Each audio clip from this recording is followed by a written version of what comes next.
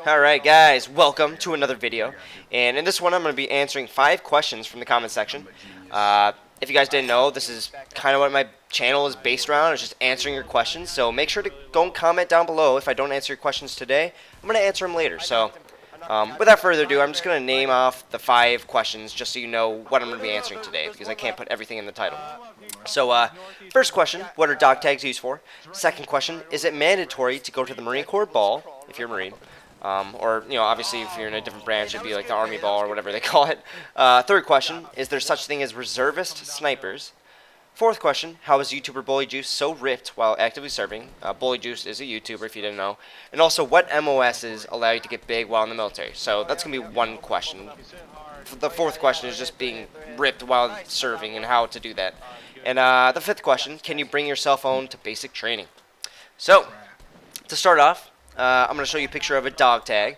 I can't show you my own because I have my social security number on it. And, yeah, so there's no backside. That's just like, it's an imprintation, so there's no backside to the dog tag. It's just the front. And it'll say the last name, which is, obviously right there. Mine's Weatherholt. Underneath that, it'll be initials. So this isn't exactly right. It'll have the initials right on the left side, so I have CD. And then underneath that is my full social. Underneath that is going to be your branch, so USMC for me. And then underneath that is going to be religion, like it says right there. Now, a lot of people don't know that you also have your gas mask on there, the gas mask size. So, I mean, that's like right beside your religion, but on the same row as your branch. We'll have a couple spaces, and it'll have the size of your gas mask in case, we're taking nerve agents or like, we're getting gassed and we need to, like, I need to go and have a gas mask, but I can't find one. Imagine World War I, like, there's a lot of people that were screwed over that way, so they just don't want that to happen. So you put your gas mask there in case you're found choking on chlorine or something. You need some help. And then right above that is obviously your blood type. So that's going to be like if you're knocked out or something, people are going to look, the medics especially, they're going to be looking for your dog tag so they can see AB positive, which is mine. So yeah, I think I said that well.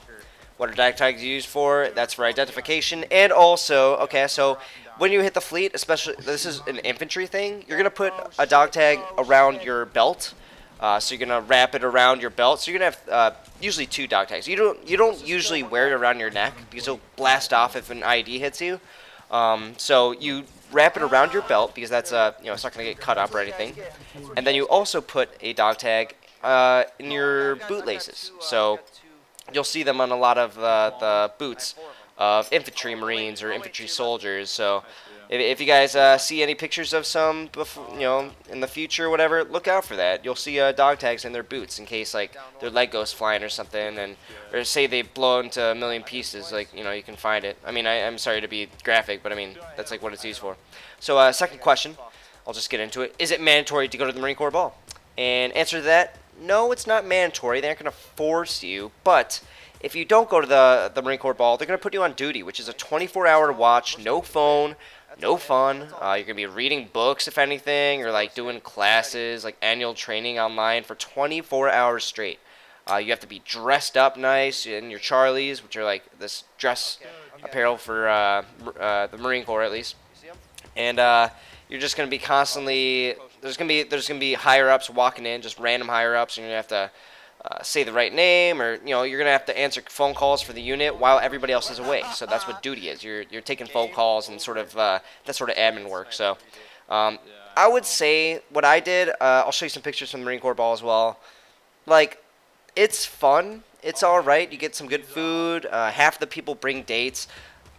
If you live far away from your hometown, and if unless you have like a girlfriend that lives sort of near, like maybe a state away, and she's been a girlfriend for a long time, yeah, sure, bring her. That'd be a cool time. But otherwise, don't, the girlfriend you get on leave or whatever, don't bring her to the Marine Corps ball. Like, just save your money, go there for a little bit. If you don't enjoy the Marine Corps ball, you can stay there for an hour and leave. Like, it really doesn't matter. And then after that, then you got a whole 96, which is 96 hours, 4 days. We call it 96 in the military, just off. So just make sure to go to the Marine Corps ball. Don't get stuck on duty because that's where they're going to put you. So it's kind of like mandatory fun in a certain aspect, all right? Now, third question, is there such thing as reservist snipers? And absolutely, there are reservist snipers. So, reservists, I mean, the only difference is that they have 6-year contracts and they get to go to college and like all this stuff, and they just during like 1 weekend a month, I believe it is, they have to go and train or whatever. They're still in a unit, like they're still in a full-sized unit, but they're just reservists. So if your unit needs snipers, just like my unit needs snipers when we were starting to build up and stuff, they're gonna call you out. They're gonna be like, hey, you've got that. I've talked about this before, but you have to make all the prerequisites, and then you can go to Indoc, which is the training for snipers. So yeah, there are reservist snipers. There's plenty of them, just like any other unit. Fourth question: how is YouTuber BullyJuice so ripped while actively serving? So before I get to the second part of that question, like I told you, how is he so ripped while actively serving? He's Air Force. All right, like I'm not saying anything bad about him. I'm not trying to rip on him. But he's in Air Force, so he's not going to be running around a lot. He's not going to be like out in the field for weeks eating MREs and just living off of nothing, which is how you become so lean as infantry. So that, I mean, that's really how he's so huge. He's Air Force. He's in air condition. On their bases, they have gyms, like all these things. Like on deployments, it's nice for them. So I'm not sure exactly what job he has, but I would imagine it's something to do with the computer, maybe. The only, I mean, obviously there's PJs, the parajumpers that are the sort of medics that go into tough situations. They're special forces of Air Force.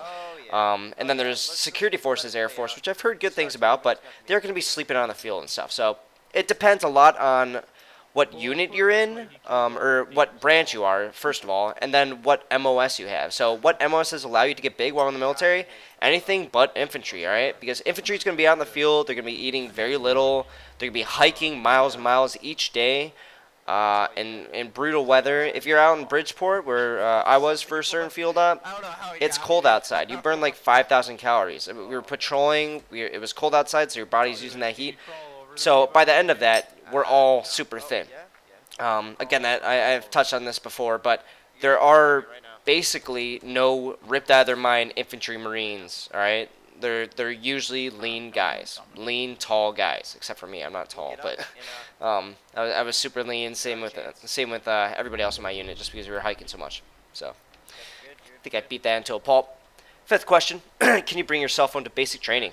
So me as a Marine, no, not at all. You bring your phone, you're gonna get kicked out or something. Like they're gonna hate you if you don't tell them that you brought a phone. It's pretty much impossible to smuggle anything into the Marine Corps recruit training. But if they find, like, even if you steal a peanut butter packet, because they have packets of that, from the chow hall during recruit training, you'll get kicked out. I'm not kidding. It's an integrity violation. So again, you got to go and tell them that you have a cell phone, if anything, and then you're never gonna see that bitch again. I don't know anybody who brought a cell phone to boot camp in the Marine Corps, and if they did, they had to go and leave it with their civilian clothes, which they'd see in 3 months. You have to go and put that in a paper bag and just shove it into this warehouse that you'll never see for the next 3 months. So no, you can't bring a cell phone to Marine Corps basic training at all. You're not going to call your family at all except for the first day, like I showed you a couple days ago, and a couple videos ago. I made a video about that, but no, you're not going to call anybody.